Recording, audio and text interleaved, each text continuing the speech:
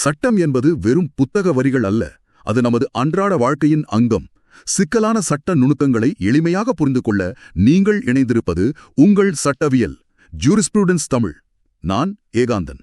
இன்னைக்கு நாம பேச போற விஷயம் ஏதோ ஒரு சாதாரண குற்றப்பின்னணி கொண்ட கதை கிடையாது. இந்திய நீதித்துறையவே ஒரு உலுக்கின சட்ட வரலாற்றையே முற்றிலுமா புரட்டி போட்ட ஒரு சம்பவம். ஒரு முக்கோண காதல், எதிர்பாராத துரோகம், அதுக்கப்புறம் நடந்த ஒரு கொலை.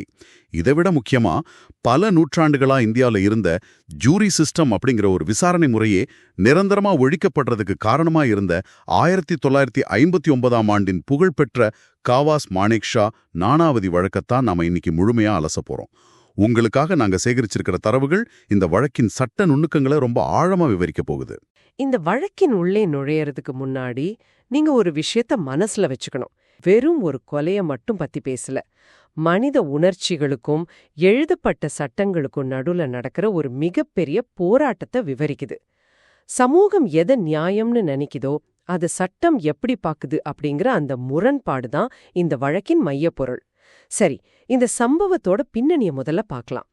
காவாஸ் மானேக்ஷா நானாவதி, அதாவது KM நானாவதி இந்திய கடற்படையில ரொம்ப கௌரவமான ஒரு உயர் பதவியில இருந்து அதிகாரி. அவருக்கு சில்வியா அப்படின்னு ஒரு அழகான மனைவியும் 3 குழந்தைங்களும் இருந்தாங்க. வெளியில இருந்து பார்க்கும்போது எந்த குறையும் இல்லாத ஒரு மிகச்சிறந்த குடும்பம் அது. ஆனா அந்த மகிழ்ச்சியான குடும்பத்துக்குள்ள ஒரு பெரிய விரிசல் விழத் தொடங்குச்சு இல்லையா? நானாவதியோட வேலை எப்படிப்பட்டதுன்னு உங்களுக்கு தெரியும். கடற்படை அதிகாரி அப்படிங்கிறதால அவரு தன்னோட பணிக்காக அடிக்கடி பல மாதங்கள் கப்பல்லையே கடல்ல இருக்க வேண்டிய சூழல். இப்படி அவரு குடும்பத்தை விட்டு பிரிஞ்சிருக்கிற அந்த நீண்ட இடைவெளிகள்ல சில்வியாவுக்கு நானாவதியோட நண்பரான பிரேம் அஹூஜா அப்படிங்கிறவரோட ஒரு பழக்கம் ஏற்படுது. பிரேம் அஹூஜா ஒரு மிகப்பெரிய பணக்கார தொழிலதிபர். சாதாரணமா ஆரம்பிச்ச அந்த பழக்கம் நாளடைவுல அவங்களுக்குள்ள ஒரு நெருக்கமான காதலாகவும் ஒரு தகாத உறவாகவும் மாறுது. இதுதான் இந்த ஒட்டுமொத்த பிரச்சனைக்கும் ஆணிவேர். இந்த இடத்துல ஒரு உளவியல் ரீதியான விஷயத்த நாம கவனிக்கணும். ஒரு அதிகாரி தன்னோட நாட்டை பாதுகாக்கிறதுக்காக தன் குடும்பத்தை விட்டுட்டு கடல்ல கஷ்டப்படுறாரு. ஆனா அவர் உயிரா நம்புன மனைவியும் நண்பனும் அவருக்கு துரோகம் பண்றாங்க. இந்த ஒரு சூழல் தான் அடுத்தடுத்த பல பயங்கரமான நிகழ்வுகளுக்கு களம் அமைக்குது. இந்த தரவுகள் எல்லாமே நம்மள ஏப்ரல் 27, 1959 அப்படிங்கிற அந்த துரதிர்ஷ்டவசமான நாளுக்கு கூட்டிட்டு போகுது. பல மாதங்கள் கடல்ல தன் பணியை முடிச்சிட்டு நானாவதி ரொம்ப அன்போட வீடு திரும்புறாரு. ஆனா அங்க அவருக்கு காத்திருந்தது ஒரு மிகப்பெரிய அதிர்ச்சி. அந்த அதிர்ச்சி என்ன செஞ்சுது அப்படிங்கறத நம்ம ரொம்ப தர்க்க ரீதியா, அதாவது லாஜிக்கலா பிரிச்சு பார்க்கணும். ஏன்னா இனிமே நடக்க போற ஒவ்வொரு நிமிடமும் பின்னாடி நீதிமன்றத்துல மிகப்பெரிய சட்ட விவாதமா மாறப்போகுது. வீடு திரும்பின நானாவதி கிட்ட சில்வியா தன்னோட தவறத்தையும் பிரேம் அஹூஜா கூட தனக்கு இருக்கிற உறவையும் முழுமையா ஒத்துக்கிறாங்க. தான் உயிரை விட நேசிச்ச மனைவி தன்னோட நண்பன் கூடவே உறவுல இருந்திருக்காங்க அப்படிங்கிற உண்மையை கேட்ட அந்த நொடியில நானாவதியோட மனநிலை எப்படி இருந்திருக்கும்னு நீங்க கொஞ்சம் கற்பனை பண்ணி பாருங்க. கோபம், ஏமாற்றம், அவமானம் எல்லாமே சேர்ந்த ஒரு கலவையா இருந்திருக்கும். ஆனா அந்த நிமிஷத்துல அவர் வீட்டுல எந்த வன்முறையிலையும் ஈடுபடல. அதுக்கு பதிலா சில்வியாவையும் தன்னோட 3 குழந்தைங்களையும் அழைச்சிக்கிட்டு வெளியே போறாரு. அவங்கள ஒரு சினிமா தியேட்டர்ல திரைப்படம் பார்க்கறதுக்காக விட்டுட்டு போறாரு. அதுதான் இந்த வழக்குல ரொம்ப ரொம்ப முக்கியமான புள்ளி. அவங்கள பாதுகாப்பா விட்டதுக்கு அப்புறம் நானாவதி நேரா தன்னோட கப்பலுக்கு போறாரு. அங்க போய் ஒரு ரிவால்வர், அதாவது கை துப்பாக்கியை எடுத்துக்கிறாரு. அந்த துப்பாக்கியை எடுத்துக்கிட்டு நேரா பிரேம் அஹூஜாவோட வீட்டுக்கு கிளம்புறாரு. அங்க போனதும் அவங்க 2 பேருக்கும் நடுவுல ஒரு மிக முக்கியமான உரையாடல் நடக்குது. நானாவதி அஹூஜா கிட்ட ஏன் மனைவிய திருமணம் செஞ்சுக்கிட்டு ஏன் குழந்தைங்கள ஏத்துக்குவாயா அப்படின்னு கேக்குறாரு. தன்னோட குடும்பத்தோட எதிர்காலம் என்ன ஆகுமோ அப்படிங்கிற ஒரு பதைப்புல அவர் இந்த கேள்வியை கேட்டிருக்கலாம். ஆனா அதுக்கு அஹூஜா சொன்ன பதில் தான் நிலைமையை முற்றிலுமா விபரீதமாக்குச்சு. அந்த பதில் என்னன்னு கேட்டீங்கன்னா, நான் சந்திக்கிற ஒவ்வொரு பொண்ணையும் கல்யாணம் செஞ்சுக்க முடியுமா அப்படிங்கிறது தான். தான் செஞ்ச துரோகத்துக்காக எந்த விதமான குற்ற உணர்ச்சியும் இல்லாம ரொம்ப அலட்சியமாவும் திமிராவும் அஹூஜா கொடுத்த அந்த பதில் தான் அந்த அறையோட வெப்பத்தை உச்சத்துக்கு கொண்டு போயிருக்கு. அடுத்த சில வினாடிகள்ல என்ன நடந்துச்சு அப்படிங்கறதுல பல முரண்பாடுகள் இருந்தாலும் முடிவா 3 துப்பாக்கி குண்டுகள் பாஞ்சிச்சு. பிரேம் அஹூஜா ரத்த வெள்ளத்துல சரிந்து விழுந்து இறந்து போனாரு. இங்கிருந்துதான் சட்ட போராட்டம் தொடங்குது. இந்த வழக்கு மும்பை அமர்வு நீதிமன்றத்துல விசாரணைக்கு வருது. இந்த இடத்துல நீங்க அந்த காலகட்டத்துல இந்தியாவுல இருந்த ஜூரி சிஸ்டம் பத்தி தெரிஞ்சுக்கணும்.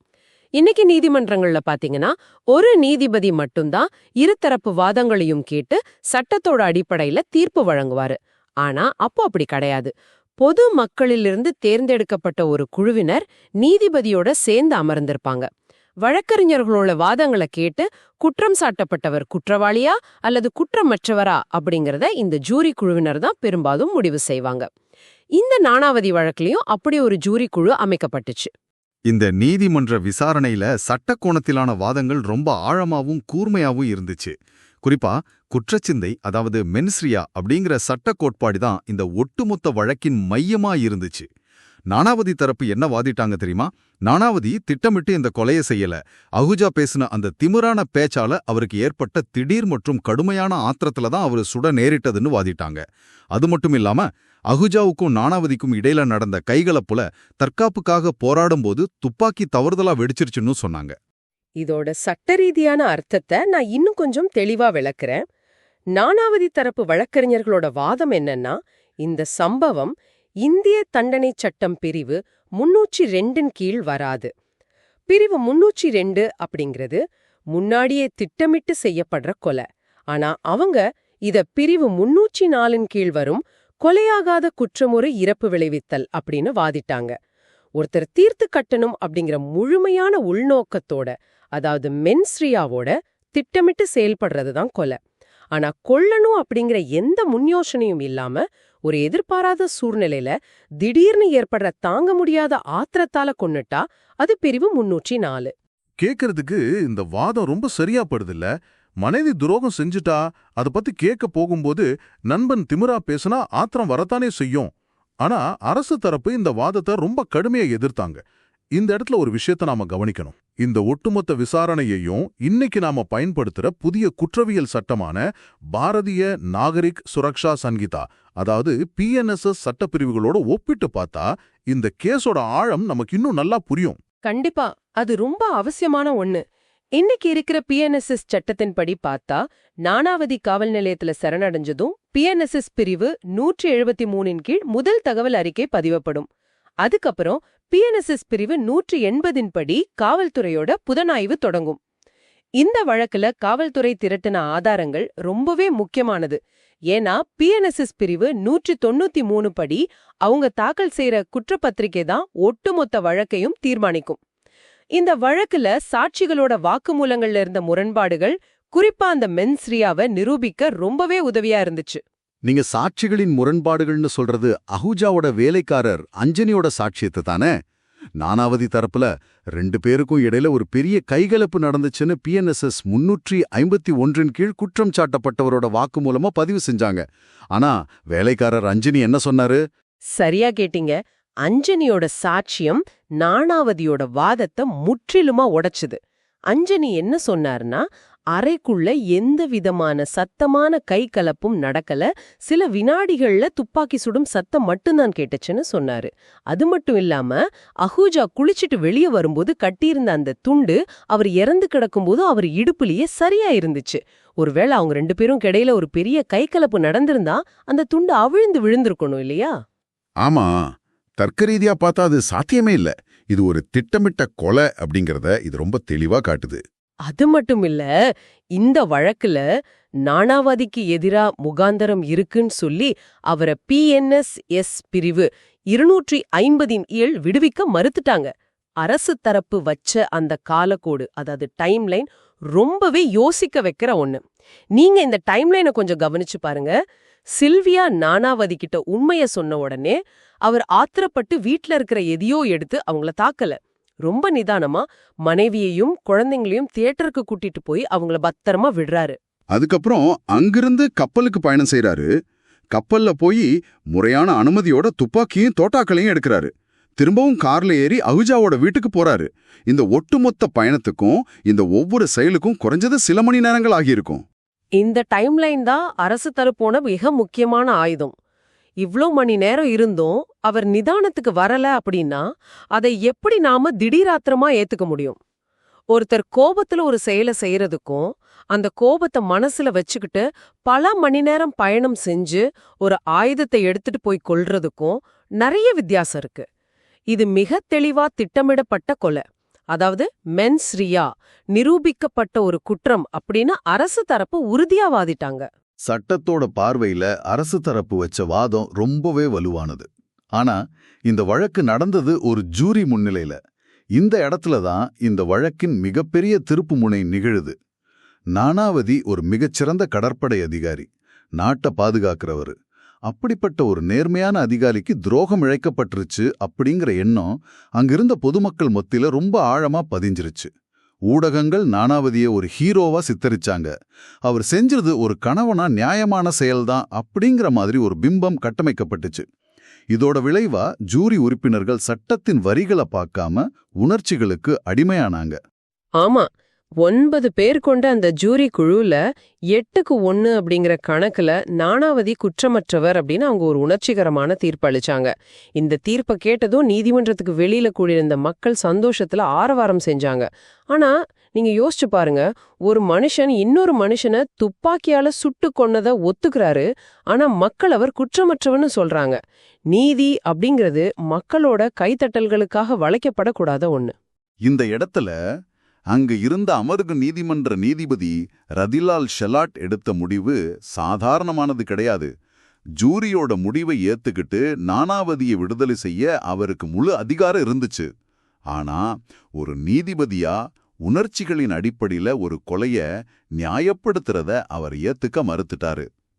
ஜூரியோட தீர்ப்பு வெளிப்படையா சட்டத்துக்கு புறமானது அப்படிங்கிறத உணர்ந்த அவர் அந்த தீர்ப்பை நிராகரிச்சுட்டு PNSS பிரிவு 392 கீழே சொல்லப்பட்டிருக்க மேல்முறையீடு மற்றும் பரிந்துரை நடைமுறைகள் மாதிரி வழக்க நேரடியா உயர்நீதிமன்றத்துக்கு மாத்தினாரு. நீதிபதி ரத்திலால் ஷெலாட் எடுத்த அந்த உரிமுதான் இந்திய நீதித்துறையோட திசையையே மாத்துச்சு. உயர் நீதிமன்றத்திலையும் உச்ச நீதிமன்றத்திலையும் நடந்த விசாரணைகள்ல சட்டத்தோட ஆழமான பரிமாணங்கள் வெளிவர ஆரம்பிச்சது. உணர்ச்சிகளை தள்ளி வச்சுட்டு உண்மையான சட்ட கோட்பாடுகளின் அடிப்படையில 2 நீதிமன்றங்களுமே நானாவதிய குற்றவாளின்னு தீர்ப்பளிச்சாங்க. இங்கேதான் உச்ச நீதிமன்றம் இந்திய தண்டனை சட்டம் பிரிவு 300 விதிவிலக்கு 1 குறித்து ஒரு மிக தெளிவான ஆழமான சட்ட விளக்கத்தை வழங்குச்சு. அந்த சட்ட நுணுக்கம் என்னன்னு நீங்க கொஞ்சம் விரிவாவே விளக்கலாமே. இந்த திடீர் மற்றும் கடுமையான ஆத்திரம் அப்படிங்கிறதுக்கு சட்டம் என்ன வரையறை வச்சிருக்கு? ஒரு மனிதன் தன்னோட கட்டுப்பாட்டை இழக்கிற அளவுக்கு ஒரு தூண்டுதல் இருக்கணும். அதுவும் அந்த தூண்டுதல் உடனடியாக நடக்கிறதா இருக்கணும். உச்ச நீதிமன்றம் இதுல ஒரு முக்கியமான கோட்பாட்டை சுட்டி காட்டுச்சு. அதுதான் கூலிங் ஆஃப் பீரியட், அதாவது நிதானமடைய போதிய நேரம். அடுப்புல கொதிக்கிற நீர் எப்படி கொஞ்ச நேரம் கழிச்சு தானாகவே குளிர்ந்து சாதாரண நிலைக்கு வருமோ, அதே போல ஒரு மனிதனோட கோபமோ சில மணி நேரங்கள்ல நிதானத்துக்கு வரணும். கோபம் தணியறதுக்கு போதுமான கால அவகாசம் கிடைச்சும் அவர் போய் ஒருத்தரை கொலை செய்யறாரு அப்படின்னா அதை சட்டப்படி திடீர் ஆத்திரமா எடுத்துக்கவே முடியாது. அப்போ இத நானாவதி வழக்கிட பொருத்தி பார்த்தா ரொம்ப தெளிவா புரியுது. சில்வியா உண்மைய சொன்ன அந்த நொடியில வீட்ல இருந்த ஒரு பொருளையோ அல்லது தன் கைகளாலோ நானாவதி தாக்கியிருந்தா அது திடீராத்திரம் அப்படிங்கிற வரையறைக்குள்ள வந்திருக்கலாம். ஆனா அவர் குழந்தைகளை தியேட்டர்ல விடுறாரு, கப்பலுக்கு போய் ஆயுதம் எடுக்கிறாரு, அஹுஜா வீட்டுக்கு பயணம் செய்றாரு. இந்த இடைப்பட்ட பல மணி நேரங்கள் அவரோட கோபம் தணிஞ்சு சிந்தனை தெளிவடைவதற்கான அந்த கூலிங் ஆஃப் பீரியட் தான். மூளை சிந்திச்சு திட்டமிட்டு செயல்படுத்தின கொலை இது. சரியா சொன்னீங்க.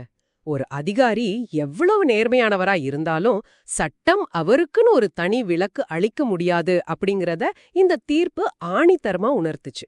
இந்த தீர்ப்புக்கு அப்புறம் இந்திய சட்ட அமைப்புல ஒரு மாபெரும் பூகம்பம் ஏற்பட்டது. பொதுமக்கள் அப்படிங்கிறவங்க சட்டத்தோட நுணுக்கங்களை முழுமையா அறிஞ்சவங்க கிடையாது. அவங்க ஊடகங்களோட பிரசாரம், ஒரு நபரோட சமூக அந்தஸ்து காரணமா ரொம்ப எளிதில உணர்ச்சி வசப்படக்கூடியவங்க. இப்படிப்பட்ட மக்களை கொண்டு ஒரு கொலை வழக்குல தீர்ப்பு வழங்குறது உண்மையான நீதிக்கு ஆபத்து. அதோட விளைவுதான் இந்தியாவுல ஜூரி முறை முழுமையா ரத்து செய்யப்பட்ட அந்த வரலாற்று நிகழ்வு. ஒரு மனிதனோட உயிர் அல்லது சுதந்திரம் அப்படிங்கிறது உணர்ச்சி வசப்படுற பொதுமக்களோட கைகள்ல இருக்கக்கூடாது.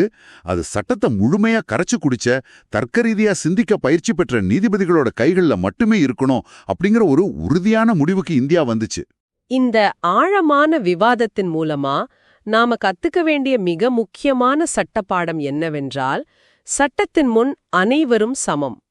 நீங்க சமூகத்துல எவ்வளோ பெரிய பதவியில இருந்தாலும் சரி, உங்களோட கோபத்துக்கு பின்னாடி எவ்வளோ நியாயமான காரணங்கள் இருந்தாலும் சரி, சட்டத்தை தன் கையில எடுக்கிறது எப்போதுமே தண்டனைக்குரிய ஒரு குற்றம்தான். நீதி கேட்டு நீதிமன்றத்தோட கதவுகளை தட்டலாமே தவிர நீதியை நாமே வழங்கிட முடியாது. இந்த தருணத்துல உங்களை நோக்கி ஒரு ஆழமான கேள்வியை நான் முன்வைக்க விரும்புறேன். நீங்க கொஞ்சம் சிந்திச்சு பாருங்க.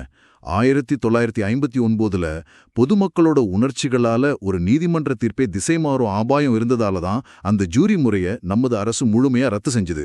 ஆனா இன்னைக்கு நம்மளோட சமூக வலைத்தளங்கள்ல நடக்கிற விவாதங்களையும் தொலைக்காட்சி விவாத அறைகள்ல நடக்கிற ஊடக விசாரணைகளையும் கொஞ்சம் உற்று நோக்குங்க.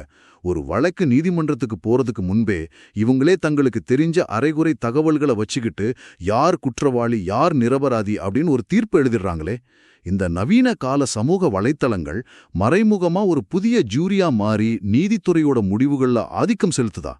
சட்டம் அப்படிங்கிறது மக்களோட அன்றாட உணர்ச்சிகளால வழிநடத்தப்பட வேண்டுமா, அல்லது எவ்வித சலனமும் மற்ற உறுதியான உண்மைகளால மட்டுமே இயங்க வேண்டுமா? இதை நீங்க கட்டாயம் உங்க மனசுக்குள்ள கேட்டுக்கணும். விதிகள் அறிவோம், விவேகத்துடன் செயல்படுவோம். இது நமது சட்டவியல். மேலும் பயனுள்ள சட்ட தகவல்களுக்கு ஜூரிஸ்ப்ரூடன்ஸ் தமிழ் சேனலுக்கு சப்ஸ்கிரைப் செய்ய மறக்காதீங்க. அப்படியே இந்த வீடியோவை லைக் மற்றும் ஷேர் செய்யுங்க. அடுத்ததாக நாம் எந்த சட்ட தலைப்பை பற்றி பேச வேண்டும் என்பதை கமெண்டில் சொல்லுங்கள்.